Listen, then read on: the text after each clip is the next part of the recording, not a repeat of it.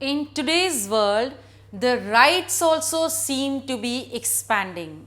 That is, their scope is now expanded owing to the interest and also the needs of the society. If I talk of the cultural and educational rights, then under it more rights have been given to the people. That is, now school education has been made compulsory and it should be made available to one and all. Besides, up till 14 years of age, all children shall be given free and compulsory education by the government.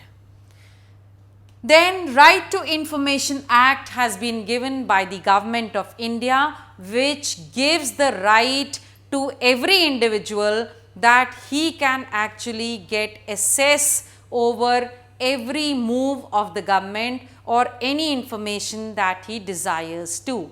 Nothing can be kept in secret.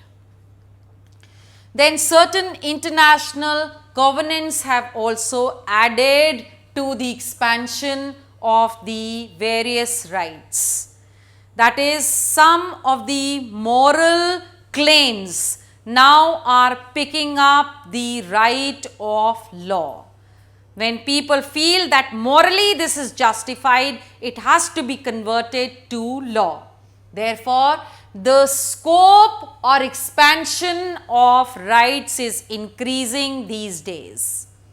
If I talk of South Africa, it has guaranteed certain rights to its citizens which are different, new and altogether very, very fascinating.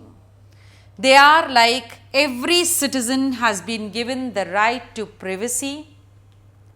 No man's house can be searched and he has a privacy over his belongings, over what he reads, what he writes, and you cannot encroach upon them.